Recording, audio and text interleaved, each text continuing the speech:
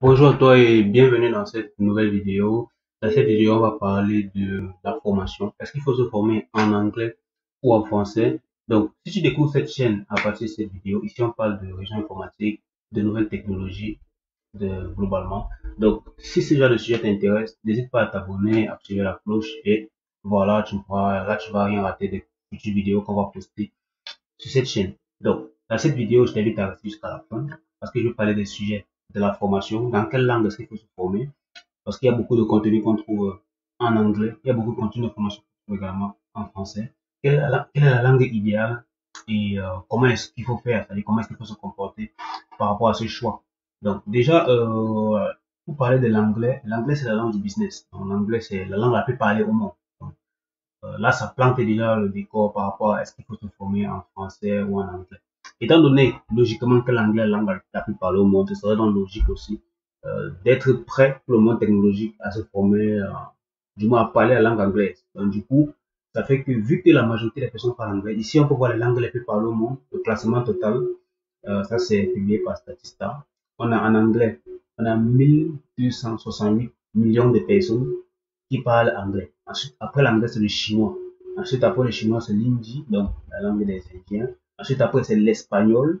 Ensuite, c'est le français. Après, l'arabe, le bengali, le russe, le portugais, l'indonésien. Donc, on voit que le français n'est que la cinquième langue la plus parlée au monde. Avant le français, il y a même l'espagnol.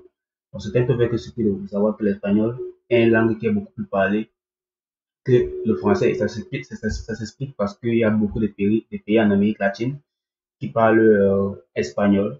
Et voilà. Donc, ça, c'est un classement qui démontre que l'anglais, c'est la langue du business. Donc, l'anglais, étant donné que l'anglais, c'est la langue du business, c'est impératif de nos jours de connaître la technologie en anglais. Donc, c'est une contrainte qui existe et avec laquelle on doit faire. Donc, notamment en termes de formation en ce qui concerne le domaine des réseaux informatiques et l'informatique même en général. Donc, que ce soit la programmation que vous faites, que ce soit du DevOps que vous faites, que ce soit la sécurité informatique, que ce soit la cybersécurité, vous allez rencontrer l'anglais partout et vous serez obligé, contraint à un moment donné, de collaborer avec des personnes qui parlent anglais, vu que l'anglais est la langue la plus parlée au monde et que c'est la langue technologique.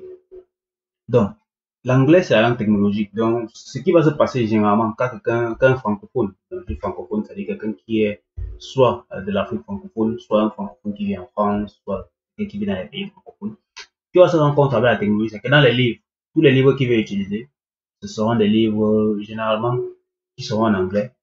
Pas tous les livres en tout cas, mais la majorité des livres qui auront les informations les plus pertinentes seront en anglais.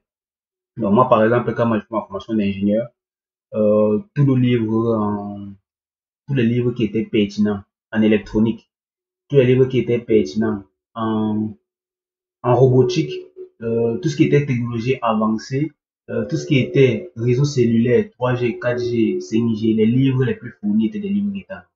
Maintenant, côté formation, toutes les formations que vous allez trouver, c'est vrai qu'il y a des formations en français qui commencent à venir, mais la majorité des formations que vous allez avoir dans le domaine technologique, que ce soit en programmation, que ce soit en réseau informatique, que ce soit pour se préparer une certification internationale, CCNA, CCNP, que ce soit pour préparer une certification de management des services utile, que ce soit euh, que ce soit pour faire de l'agile, développement agile, que ce soit pour faire de la cybersécurité, que ce soit pour la sécurité.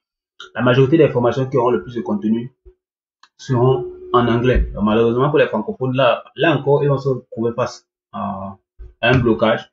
C'est que la langue de formation sera l'anglais majoritairement. Maintenant, j'ai déjà fait une vidéo sur cette chaîne pour présenter un peu la pertinence des certifications, pourquoi c'est important d'obtenir une certification pour son parcours professionnel. Mais ce qui va se passer, ce qu'on rencontre, c'est que les certifications, euh, quand on se prépare une certification, comme j'ai dit précédemment, les formations à cette certification seront généralement en anglais.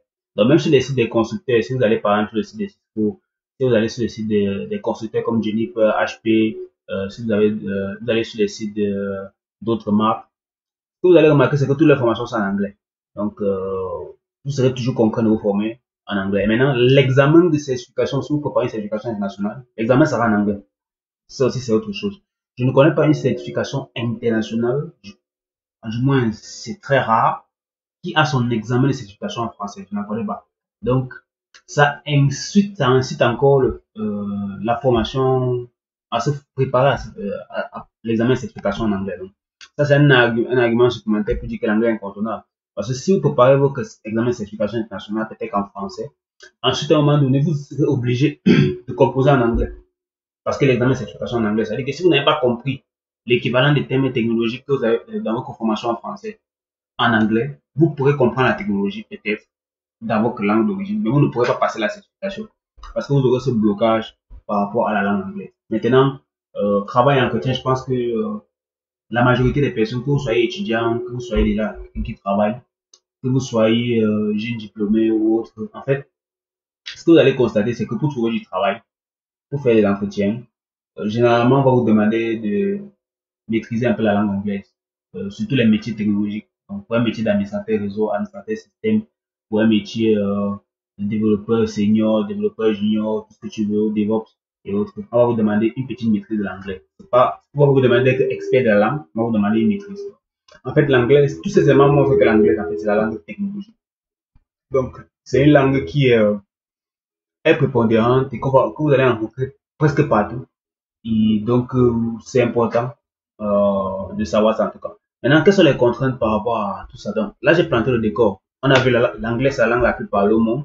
Et on a vu également quels sont les cadres dans lesquels la langue anglaise intervient, donc notamment les formations, les certifications, la recherche du travail, même la cohabitation avec d'autres personnes. Donc, l'anglais intervient vraiment. Même si vous êtes dans un pays francophone, vous allez devoir faire face à la limite contrainte de l'anglais si vous êtes dans un métier technologique. Peut-être pour ceux qui sont dans les métiers littéraires, n'auront pas de problème. Et même encore là-bas, ça commence à arriver. Mais dans les métiers technologiques, vous n'avez pas le choix. Parce que même les outils que vous allez utiliser, parfois, ce sont des outils qui sont totalement en anglais. Ils ne sont pas traduits. Donc là, vous allez devoir faire face donc, à l'anglais de toute façon. Maintenant, quelles sont les contraintes par rapport à l'anglais? Donc, sachant tout ça, ça démontre en fait l'importance de l'anglais dans votre parcours professionnel, dans votre parcours de formation et tout. Maintenant, vous allez faire face à plusieurs contraintes. Déjà, la première contrainte, c'est le temps d'apprentissage. Le temps d'apprentissage de l'anglais n'est pas un temps, c'est pas en un mois, en 2 mois qu'on maîtrise l'anglais. C'est en beaucoup de temps. Moi, je pense que c'est au moins 6 mois pour avoir une bonne maîtrise de l'anglais. Et encore ces 6 mois, il faudrait pratiquer l'anglais de façon constante. Ça veut dire qu'il faut faire des cours de formation, par exemple. Il faut être proche des personnes qui parlent anglais. Il faut avoir peut-être dans son milieu professionnel ou alors dans son milieu scolaire des incitations qui permettent de pratiquer l'anglais au quotidien. Donc, c'est un peu ça la contrainte. Maintenant, l'autre contrainte, c'est que parfois, côté francophone, on rencontre souvent un problème de solitude parce que ça n'intéresse pas beaucoup de personnes. Certainement, vous allez remarquer autour de vous, il y a des personnes, quand on leur parle de maîtriser l'anglais, on leur dit l'anglais, c'est la langue de la technologie. Bon, peut-être eux, ils se disent que bon, ça concerne uniquement les autres et eux, ça ne les concerne pas. Donc, à ce moment-là, ça crée un peu une certaine solitude par rapport au fait que si vous vous lancez dans l'apprentissage de la langue ou bien dans la pratique de la langue anglaise, mais si vous décidez de vous former à des choses en anglais, vous serez seul en fait. Et ça fait que vous ne pourrez pas suivre sur le long terme. Ça veut dire que vous ne pourrez pas être constant dans votre apprentissage. Également, l'autre problème, c'est que les thèmes techniques ne sont pas toujours, n'ont pas toujours des équivalences. Par exemple, il y a des termes techniques. Moi, je suis dans le réseau informatique. Il y a des termes techniques dans les réseaux informatiques qui n'ont pas l'équivalent en français. Ça, c'est très compliqué. Par exemple, moi, je vous prends un exemple, le protocole comme le protocole Spanning Tree. C'est un protocole qui n'a pas d'équivalent en français. C'est-à-dire, on ne sait pas comment on va appeler ce protocole en français. Du moment, moi, je n'ai jamais vu une traduction fiable et qui respecte vraiment l'étymologie du terme, du moins qui permet de se retrouver dans l'étymologie du terme qui est en français. Ça, c'est par exemple un exemple. Donc, vous avez plusieurs termes comme ça dans plusieurs domaines qui, lorsqu'ils sont traduits en français, soit ils n'auront plus de sens, soit le sens sera complètement autre chose. Et du coup, l'ingénieur qui pratique sur le terrain, lui, peut facilement se perdre dans ce cas-là. Donc voilà quelques contraintes que vous pouvez rencontrer lorsque vous faites face à ces difficultés de la langue anglaise, notamment en milieu technologique. Maintenant, quelles sont les astuces? Alors je vais vous proposer quelques astuces pour pouvoir augmenter votre niveau en anglais, pour pouvoir mieux comprendre certaines choses et aussi vous intégrer aussi dans le monde pro ou bien dans les formations que vous allez devoir faire et pour pouvoir assimiler beaucoup plus rapidement les notions qui sont en anglais. Déjà, première chose, c'est qu'il faut prendre le temps d'étudier la langue. Si vous êtes par exemple dans un pays francophone, je sais que ça ne doit pas être facile. Moi, j'étais au Cameroun, c'est un pays, oui, c'est vrai que le Cameroun, c'est un pays bilingue, mais le français est prépondérant, notamment dans la capitale politique, capitale économique. Donc, la majorité des personnes parlent français. Donc, du coup, quand on est dans un pays où le francophone, c'est très compliqué de pouvoir se dire qu'on va prendre le temps d'étudier la langue. Mais moi, je conseille à toute personne qui vise à aller loin dans le domaine des technologies, dans les réseaux, dans le développement, dans peu importe ce que vous faites, tant que c'est lié à la technologie, prenez le temps d'étudier la langue anglaise. Maintenant, lorsque vous allez prendre le temps d'étudier la langue anglaise, ça ne veut pas dire que vous allez forcément aller faire un cours que vous allez payer, vous allez payer un coach, bien non. C'est-à-dire qu'il faut prendre le temps d'étudier la langue dans le domaine dans lequel vous êtes. Ça veut dire, par exemple, si vous êtes dans le domaine informatique, essayez de vous former en informatique en anglais, c'est-à-dire dans votre domaine, mais en anglais, c'est-à-dire essayez de comprendre les termes en anglais. Lorsque vous allez vous former, vous n'êtes pas obligé de maîtriser la langue. Ce que vous allez faire, c'est que vous allez vous concentrer sur les termes clés. C'est-à-dire il va falloir vous concentrer sur les termes clés de la technologie par rapport au domaine où vous êtes. Et maintenant, c'est ces termes clés qui vont vous guider par rapport à la compréhension des notions et surtout par rapport à la compréhension des notions qui seront, elles, dispensées en anglais. Donc, ça veut dire que c'est beaucoup plus facile, par exemple, de se former de nos jours avec les formations en ligne. Moi, c'est ce que je préconise beaucoup plus. Vous avez les formations en ligne, vous avez les livres, vous avez les PDF. Donc, vous pouvez prendre un PDF qui est en anglais. Vous pouvez essayer de repérer les termes clés dans ce PDF qui concernent votre domaine. Et ensuite, donc, vous allez donc faire la traduction. Ensuite, il faudra tout simplement lire la documentation en anglais, traduire et comprendre. Ça aussi, c'est très important. Donc, une fois que vous avez détecté tous les termes clés lorsque vous vous formez, vous n'êtes pas obligé de tout comprendre sur le coup. Mais vous allez comprendre une partie, peut-être vous allez comprendre 10, 20%. C'est pas grave. Le plus important, c'est qu'au début, vous avez commencé. Vous devez maintenant maintenir l'effort. Si vous avez décidé de vous former par exemple en anglais, vous pouvez décider de maintenir l'effort pendant un certain temps. Et avec le temps, donc, à force de répéter les termes clés, les traduire, c'est de les comprendre dans le jargon, ce sera beaucoup plus facile pour vous avoir le temps de comprendre la technologie lorsqu'elle est évoquée en anglais. Donc, c'est un peu un raccourci qui permet de ne pas aller forcément maîtriser l'anglais parce que beaucoup de gens se trompent en se disant que pour pouvoir se former en anglais, il faut maîtriser d'abord comment parler anglais. Non, c'est pas ça. Moi, je me forme en anglais régulièrement, mais je ne peux pas dire que je suis quelqu'un qui parle anglais de façon courante. Mais j'ai les minimums de base. Pourquoi? Parce que j'ai pris le temps d'essayer de comprendre les technologies dans la langue à laquelle ils étaient transmises dès le départ, c'est-à-dire la langue anglaise. Donc, j'ai pris le temps, j'ai pris ce temps-là, et ensuite, donc, je suis donc devenu quelqu'un qui est assez autodidacte par rapport à ça. Donc, prenez le temps de prendre les ressources, que ce soit des ressources, par exemple, pour ceux qui se forment en Cisco. Prenez le temps de prendre la ressource Cisco en anglais, essayez de la lire, essayez de traduire ce que vous pouvez traduire, de tirer l'essentiel. Et ensuite, le plus important, c'est que vous puissiez vous approprier les thèmes technologiques pour ensuite évoluer progressivement. Donc, faut pas être précis lorsqu'on est dans une phase d'apprentissage surtout. Et voilà. Donc, moi, c'est ce que je conseille à la plupart des personnes qui rencontrent la difficulté de la langue anglaise, c'est que prenez le temps quand même d'essayer de comprendre les termes clés en anglais, vous les traduisez en français. Ensuite, avec le temps, on pourrait facilement comprendre les lignes, c'est-à-dire les lignes qui sont elles totalement en anglais. Mais le plus important, ce n'est pas de tout comprendre. Le plus important, c'est de détecter quels sont les termes clés, quels sont les termes technologiques qui m'aident dans mon métier et sur lesquels je dois m'appuyer pour évoluer. Donc, voilà globalement quelques astuces. Maintenant, qu'est-ce que moi je propose par rapport à ça? Moi, j'ai proposé deux formations par rapport à ça. La première formation, c'est une formation qui me permet d'évoluer étape par étape, notamment sur tout ce qui est certification Cisco CCNA. Donc, c'est une formation Cisco CCNA complète. Vous avez des cours en vidéo, vous avez des travaux pratiques, vous avez des supports de cours, vous avez des exercices, et voilà. Donc, c'est une formation qui vous permet d'évoluer étape par étape. Une formation qui est totalement en français, mais les termes clés sont ressortis en anglais pour que vous puissiez vous retrouver au fur et à mesure de votre évolution et qu'à l'examen, ce sera beaucoup plus facile pour vous de faire la transposition entre une technologie que vous avez apprise en français avec le terme technique anglais. Ce sera beaucoup plus facile pour vous de reconnaître le terme et de faire l'association par rapport aux propositions de réponse. Donc, en fait, l'examen sera beaucoup plus simple et vous allez vous former beaucoup plus rapidement parce qu'il faut reconnaître que lorsqu'on parle français, c'est beaucoup plus rapide de se former en français, de comprendre la technologie, ensuite préparer l'examen de certification en anglais. Par contre, vous avez déjà compris la technologie en français. Maintenant, vous allez préparer l'examen de certification en anglais. Pardon. Donc, ça, c'est même la façon par laquelle moi j'ai procédé. C'est la façon la plus rapide d'atteindre l'objectif. Ensuite, vous avez 60 PDF pour maîtriser les réseaux. C'est également dans la description. Donc, c'est une formation qui contient 60 PDF où vous avez toutes les notions réseau IP, réseau LAN, sécurité des réseaux, access list et autres.